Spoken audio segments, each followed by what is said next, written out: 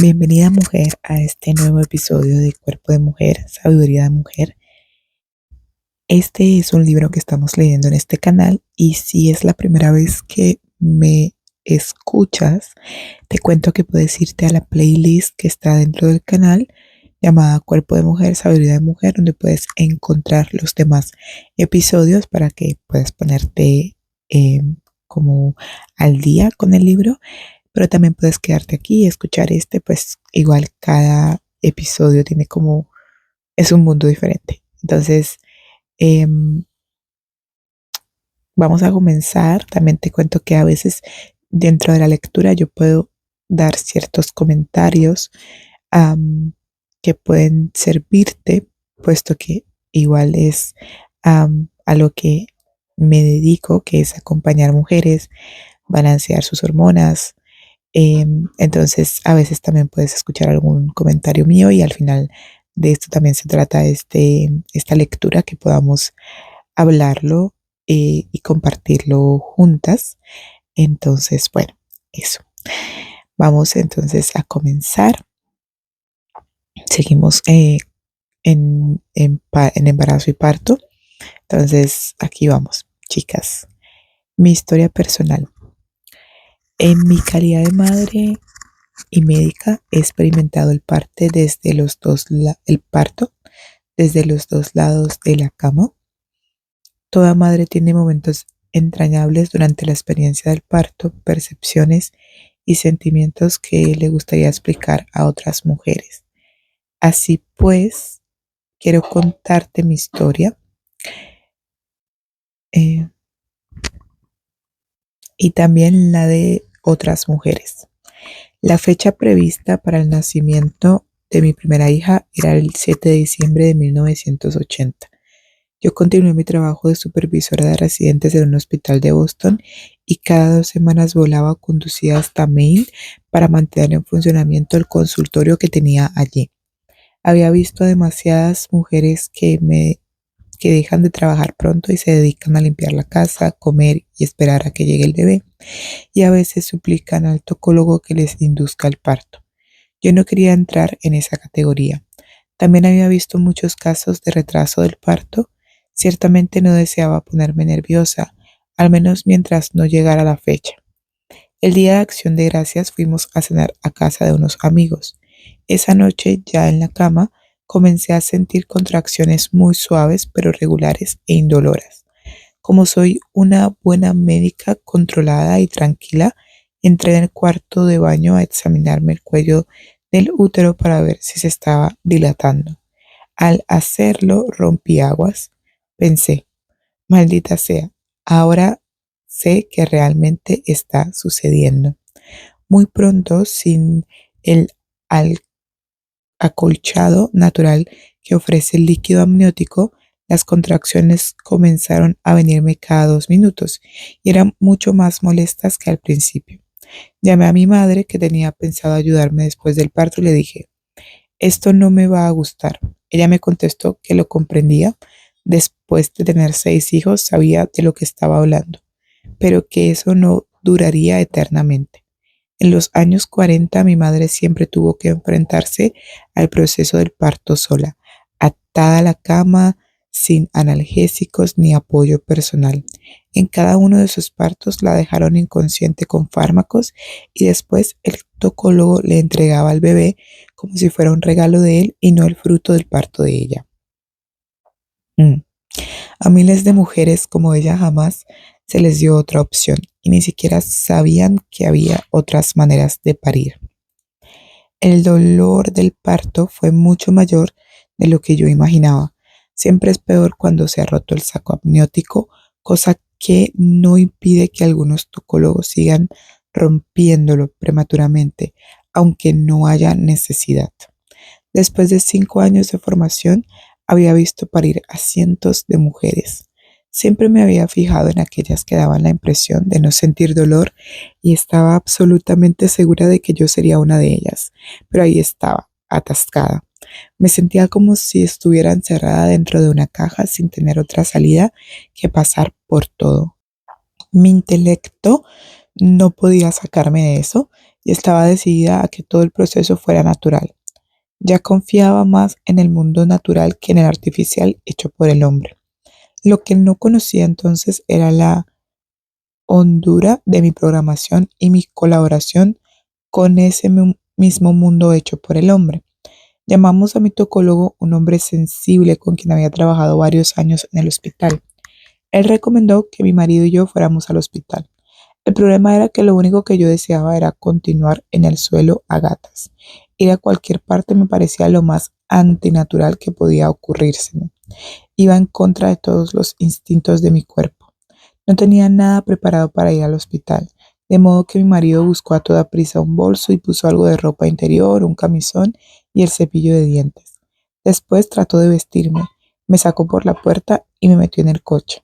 Casi tuvo que llevarme en brazos.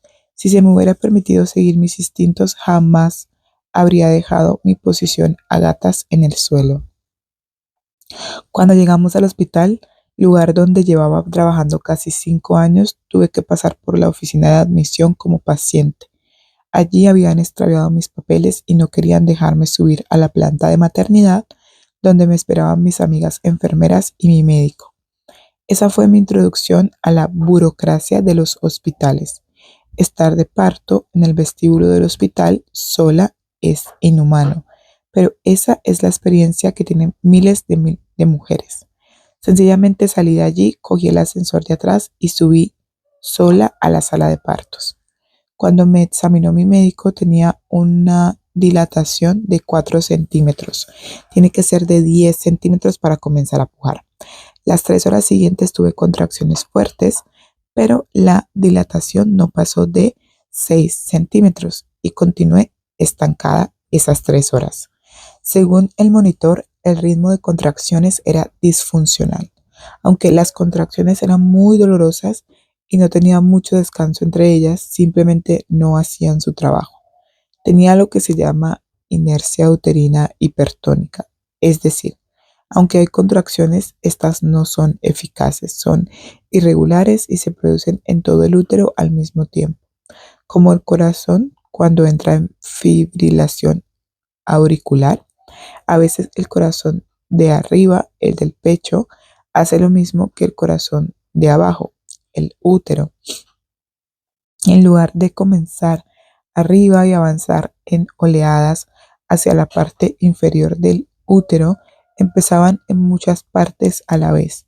La labor del parto no progresaba bien. Era como tratar de sacar pasta dentrífica apretando un poco del tubo en 15 partes diferentes, en lugar de apretar con fuerza en el extremo para que la pasta salga uniformemente. Cuando el médico me dijo que no había hecho ningún progreso en 3 horas, supe lo que venía a continuación. Recuerda que mi intelecto creía que yo estaba al mando de mi parto. De acuerdo, dije. Poned la intravenosa, enchufad el electrodo fetal y colgad la oxitocina. La oxitocina es un fármaco que contrae artificialmente la matriz. Una vez que comenzó a entrar la oxitocina, las contracciones se hicieron casi insoportables, llegando a una plena intensidad casi desde el comienzo. Ninguna cantidad de respiración la Mase logró distraerme de la intensidad de la sensación de que la parte inferior de mi cuerpo estaba atrapada por unas tenazas. En algún momento miré el reloj y vi que eran las 11:15 de la mañana. Recuerdo que pensé, si esto continúa otro cuarto de hora, voy a necesitar anestesia epidural. No sabía que estaba en la fase de transición, la parte más intensa del proceso del parto, justo antes de que se dilate totalmente el cuello del útero. Dentro de los 12 minutos siguientes sentí repentinamente el impulso de pujar. Era la sensación corporal más potente que había sentido en mi vida e imposible de resistir. Por mi mente pasó como un relámpago el pensamiento: si alguna vez le digo a una mujer que no puje cuando todas las fibras de su cuerpo le dicen que puje, que me parta un rayo. En 2 empujes, Anne salió casi volando de mi cuerpo. El tocólogo literalmente la agarró al vuelo, aunque estaba en la sala de partos. No estaba en la cama correcta y escasamente logré llegar a ella a tiempo. En la actualidad, Las casas de maternidad están equipadas con camas que se adaptan para el parto, de modo que no es necesario trasladarse de una cama a otra. Anne lloraba y lloraba, y aunque casi de inmediato le di el pecho, de todos modos llevó un buen tiempo para calmarla. Creo que eso se debió a que la oxitocina hizo demasiado rápida la segunda fase del proceso del parto. Esta fue demasiado intensa para Anne y para mí. Ni ella ni yo tuvimos mucho tiempo para recuperarnos entre contracción y contracción. Normalmente una mujer primípara tarda 1 hora o más en hacer salir al bebé, que es la segunda fase del proceso del parto, a partir del momento en que el cuello del útero está totalmente dilatado hasta el parto propiamente dicho. Yo pasé de 6 centímetros de dilación al parto en menos de 1 hora. Mi matriz fue impulsado por un potente fármaco, lo cual es una experiencia muy intensa y claramente no natural. Hasta hoy, mi hija no se siente particularmente cómoda en su cuerpo y le da miedo los riesgos físicos, por ejemplo, esquiar y hacer excursiones. Aunque esto se debe a diversas razones, en el fondo sé que el hecho de ser lanzada al mundo con tan poco tiempo para adaptarse al proceso del parto fue una experiencia aterradora para ella. Tuvo dificultades para mamar y jamás durmió bien. Parte del motivo es que nació pequeña, 2,496 kilogramos, y prematuramente, a las 38 semanas y media, y parte de su personalidad. Pero otra parte es la forma en que nació. Todo esto lo he hablado con ella. En ese tiempo yo no sabía lo que sé ahora y ni por un minuto me culpo. Sin embargo, sí me permito sentir tristeza por esa experiencia que casi todo el mundo consideraría un parto totalmente normal. Después de nacer Anne, el cordón umbilical se desprendió de la placenta y esta tuvo que sacármela manualmente el médico. El explosivo y descontrolado parto me hizo llorar, de modo que aunque el proceso de sacarme la placenta fue algo doloroso, nada pudo igualar el dolor de esas contracciones inducidas por la oxitocina. Me sentí eufórica de que todo hubiera acabado. Había tenido un parto vaginal normal y me sentía afortunada porque había evitado la cesárea. La mayor parte de las tocólogas son tratadas como pacientes de alto riesgo en el embarazo y el parto, porque las médicas y otras mujeres a las que su educación ha separado de su conocimiento femenino instintivo suelen separar el intelecto del cuerpo, desconfían de su cuerpo e inconscientemente se predisponen a la posibilidad de tener problemas durante el parto. Como grupo también corremos el riesgo de trabajar demasiadas horas durante el embarazo para demostrar que somos capaces de manejar la situación y competir con los hombres. Ahora cuando miro atrás me doy cuenta de que el hecho de quedarme atascada en los 6 centímetros de dilatación fue una metáfora perfecta de mi ambivalencia respecto a tener un bebé y de lo que sentí durante el proceso del parto. Me sentí atascada y atrapada por el dolor, algo para lo cual mi intelecto no me había preparado. Mi intelecto, como recordarás, pensaba que yo estaba haciendo un experimento con mi útero. No estaba muy entregada a tener realmente un hijo. No había hecho espacio en mi vida para un bebé. Había pasado la década anterior demostrándome a mí misma y demostrando al mundo que valía tanto como cualquier otro hombre y los hombres no hacen bebés. Otro factor que favoreció mi parto disfuncional fue el hecho de salir de la posición a gatas en que estaba en mi casa e ir al hospital. Pasar por admisión y contestar a preguntas médicas y sobre el seguro médico, para formularios que yo ya había llenado varias veces. Todas esas cosas son interrupciones del enfoque interior que se necesita para un parto normal. Yo no sabía eso en ese tiempo, aunque había visto incontables mujeres llegar al hospital en un proceso activo del parto que se volvía más lento o disfuncional después de ser procesadas por el sistema. En esos momentos era yo la que estaba teniendo un bebé, algo que no cambiaría mi vida según había decidido. Demasiado tarde comprendí que lo que necesitaba cuando me quedé atascada era una comadrona o un médico con cualidades de comadrona, de preferencia una mujer sabia o un hombre sabio, porque sí existen parteros y tocólogos con alma de partera, que hubiera hecho de madre y que confiara en el proceso del parto y en los mensajes que enviaba a mi cuerpo. Necesitaba a alguien que me hubiera dicho: entra en tu interior y háblale a tu bebé, dile que está bien salir, que estará muy bien. Entonces la comadrona me habría llevado a caminar por el pasillo, que es un modo muy regular, muy eficaz de regularizar las contracciones. Podría haberme ayudado a trabajar mi ambivalencia respecto al hecho de tener un bebé. Para mi segundo parto sí recurrí a una comadrona. Comencé el proceso del parto en casa y pasé un tiempo en la bañera. Estudios realizados en Suecia han demostrado que las mujeres que realizan la labor del parto en agua caliente dilatan mucho más rápido. No quería irme al hospital mientras que no fuera necesario. Mi marido estaba durmiendo y no lo desperté hasta que supe que el proceso del parto iba bien.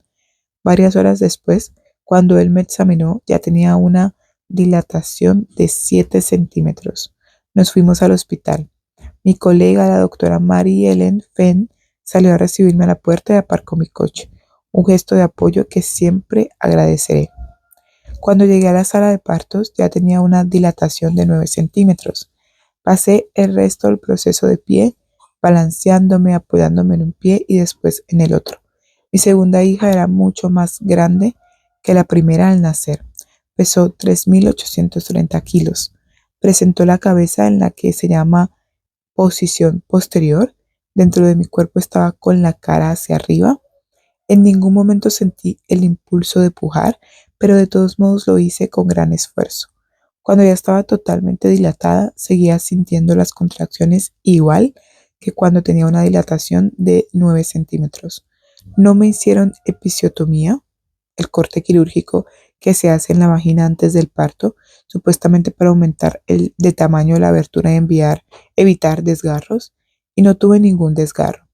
Mi hija Kate y yo salimos del hospital una hora después de que naciera. La niña estaba tranquila y sosegada, y así ha sido desde entonces.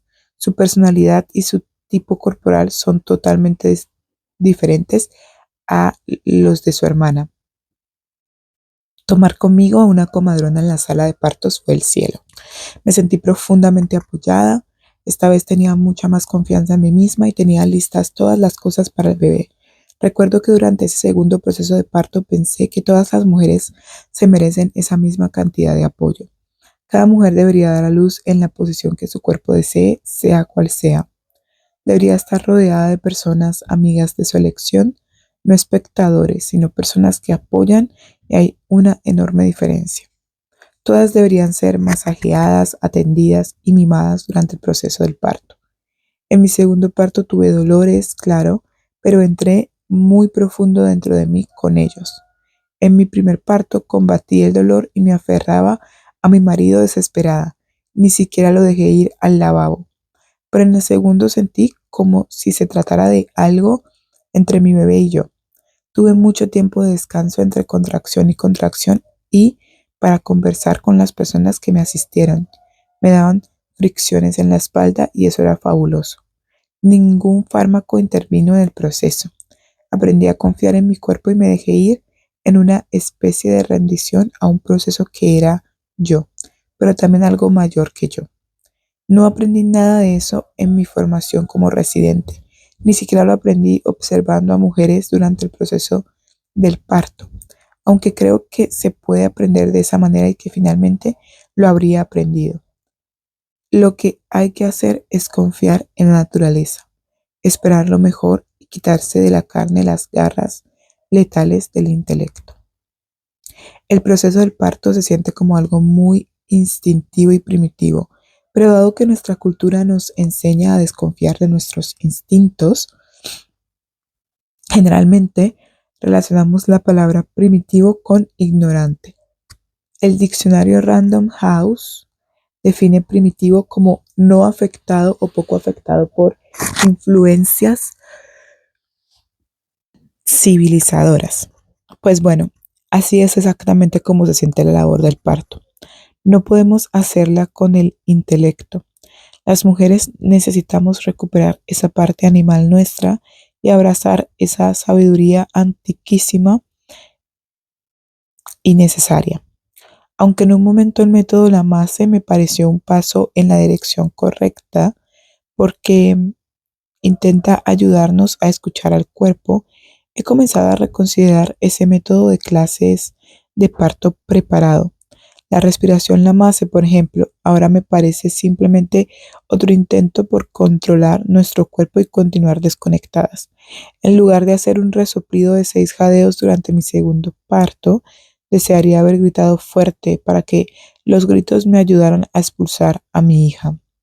Pero yo era demasiado profesional para hacer eso.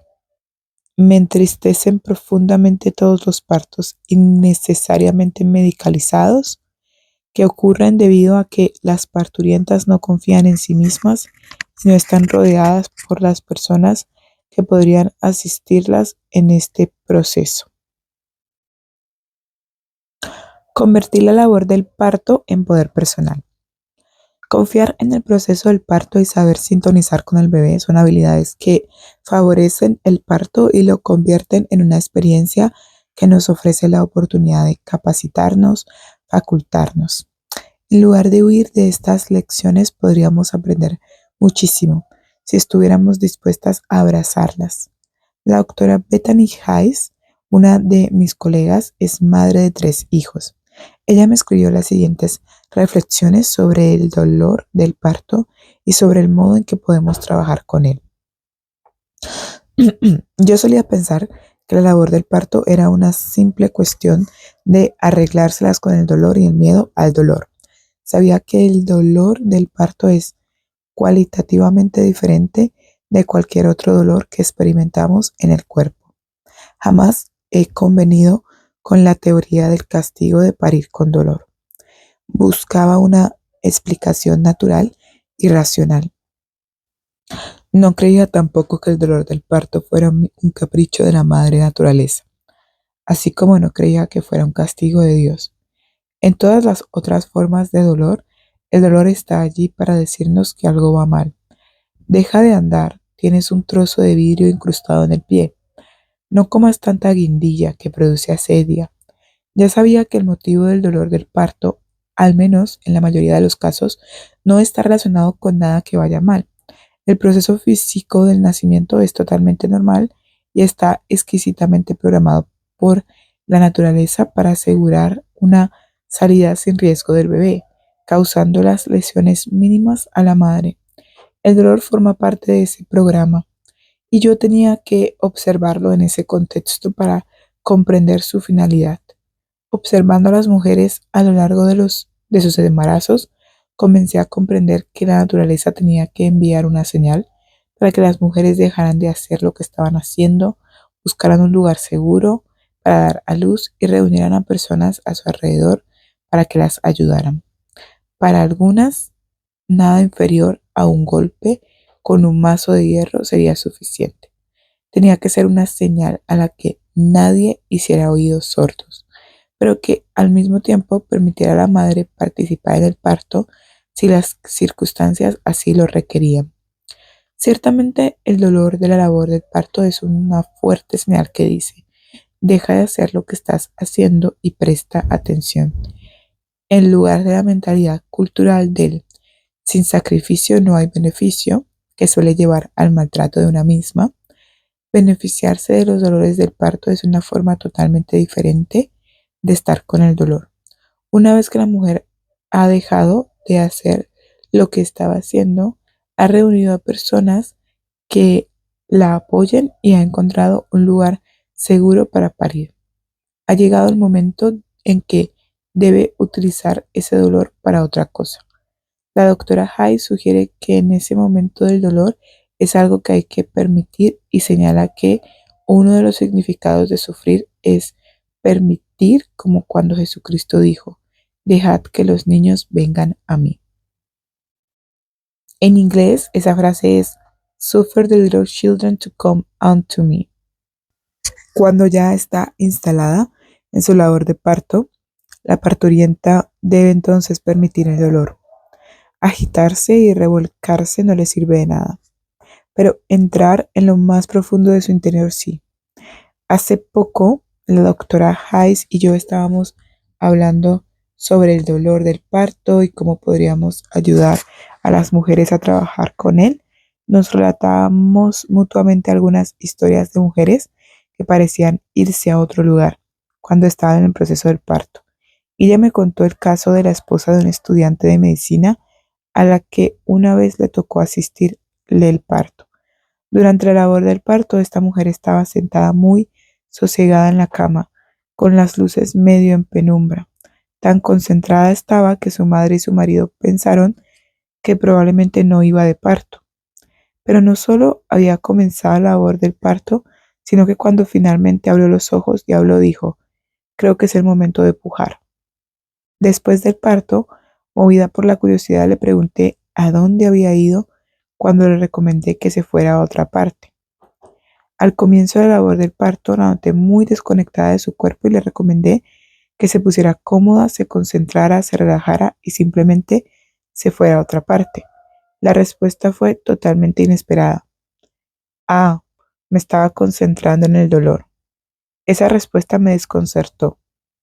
¿Puede una mujer realmente afrontar el dolor del parto no distrayéndose y concentrándose en otra cosa, en su respiración, en un punto focal o en fantasear con un viaje al Caribe, como me habían enseñado?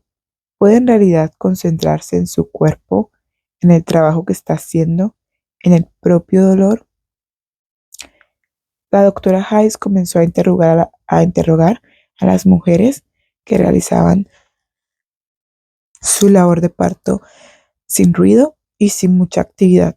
Una le dijo, bueno, simplemente me concentré en el cuello del útero, haciéndolo abrirse para dejar pasar la cabeza de mi bebé.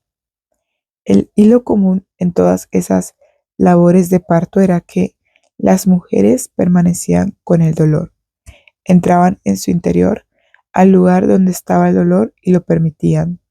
A la pregunta, ¿a dónde fuiste durante las contracciones? Una de sus pacientes le contestó con una hermosa imagen del parto. Bueno, cuando estás en el mar, en medio del fuerte oleaje, si te quedas en la superficie, las olas van a lanzarte contra los acantilados y las rocas. Te entrará mucha agua por la nariz y la boca y te dará la impresión de que te estás ahogando. Pero si te sumerges, te afirmas en algo y dejas pasar la ola por encima, logras salir en medio y te sientes muy bien. Bueno, eso fue lo que hice durante la labor del parto. Cuando venían las contracciones, me sumergía y las dejaba pasar por encima. La imagen del agua es muy común cuando las mujeres explican un parto normal. Durante mi segundo parto, que había permitido la labor de un modo muy diferente a como lo hice en el primero, el parto es una verdadera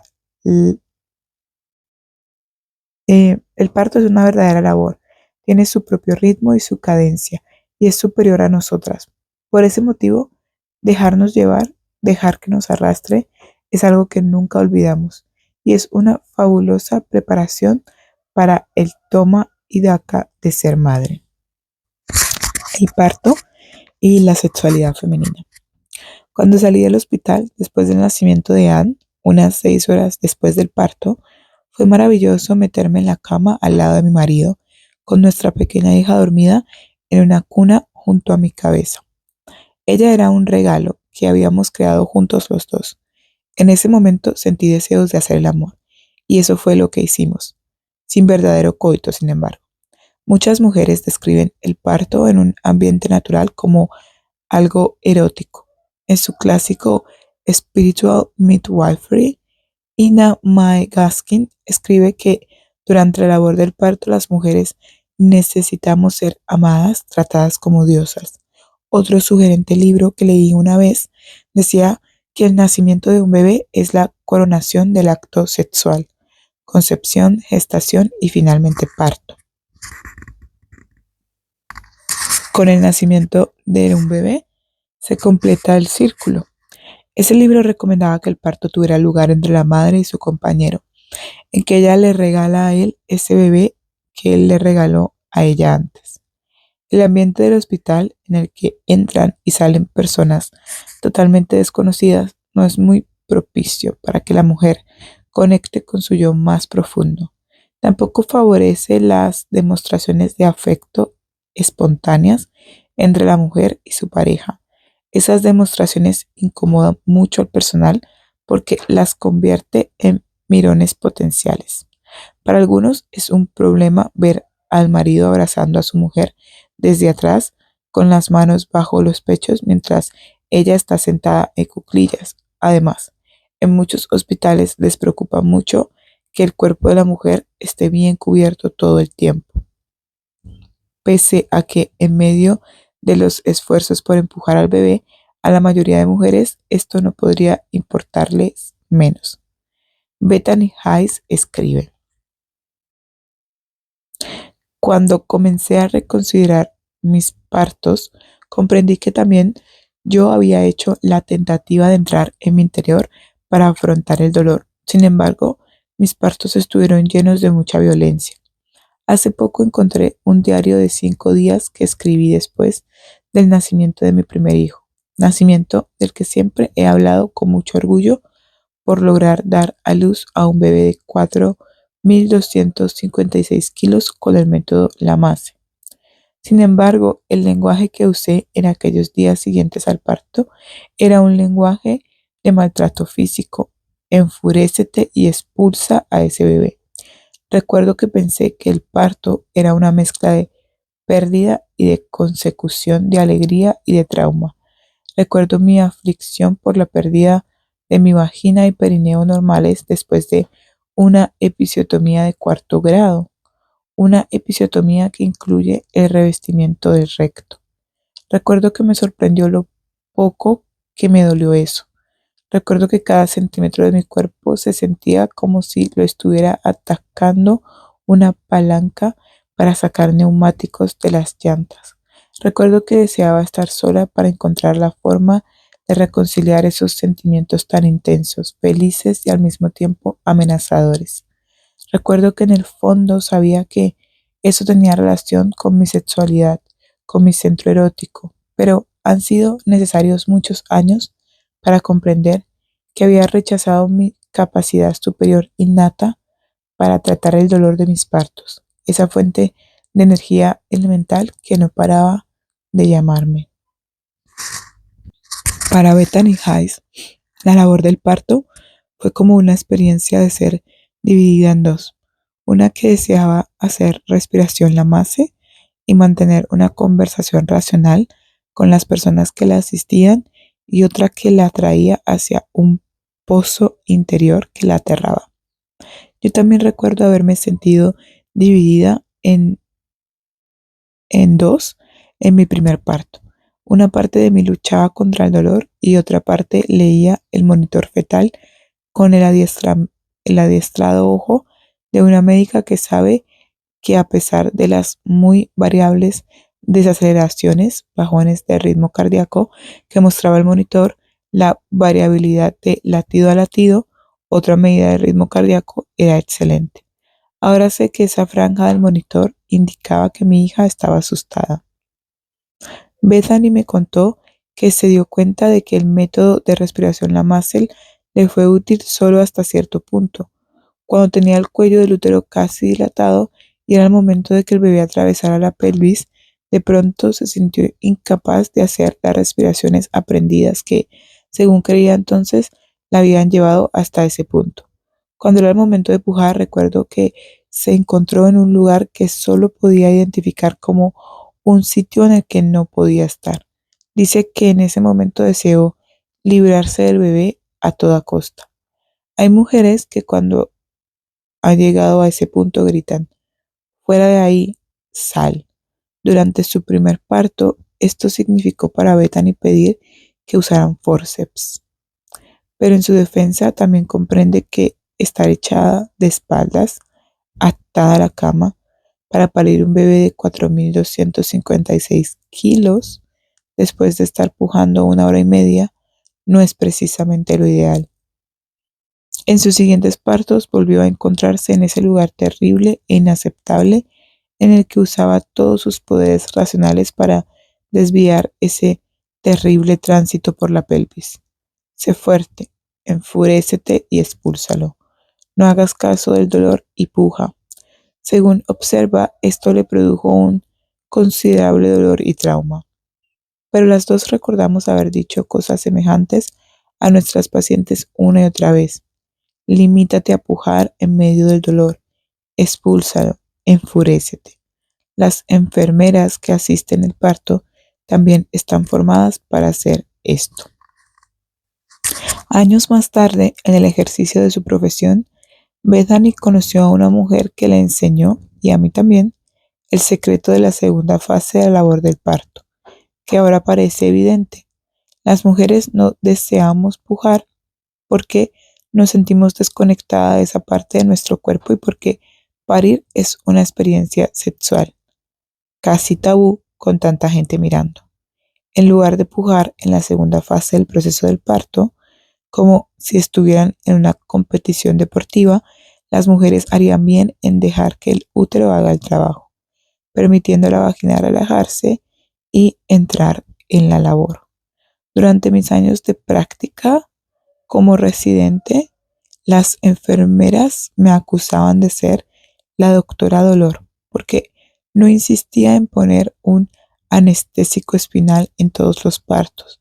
Incluso en ese tiempo yo sabía que pujar para parir al bebé implicaba una cantidad de tiempo relativamente pequeña y creía que era mucho mejor que la mujer estuviera bien despierta para su bebé que dejarle la parte inferior del cuerpo paralizada por el anestésico, lo cual hace necesario el uso de forceps para extraer al bebé. Observé cómo muchas mujeres a las que se les ponía un anestésico espinal en partes rutinarios se quedaban dormidas en la mesa de partos. Esas mujeres estaban mucho menos presentes para recibir a su bebé que aquellas que daban a luz normalmente. En ese tiempo, yo no me daba cuenta de que el parto forma parte del continuo de la sexualidad femenina y que al insensibilizar la mitad inferior del cuerpo a cualquier sensación dolorosa, también insensibilizábamos las posibilidades de sensaciones de éxtasis o sexuales. Bien, bellas mujeres, hasta acá vamos a dejar este episodio. Recuerden que pueden ver la lista de reproducción donde están los demás episodios y pueden seguirme en Instagram @lunasostenible, donde también les estoy compartiendo muchos consejos, hacks para poder equilibrar sus hormonas, conectar con su cuerpo, su energía femenina y el poder también maximizar tu salud a nivel físico, mental y espiritual, todo desde el ser mujer y la medicina uterina cíclica. Entonces, sígueme en Instagram, @lunasostenible, y te veo la próxima semana. Bye bye.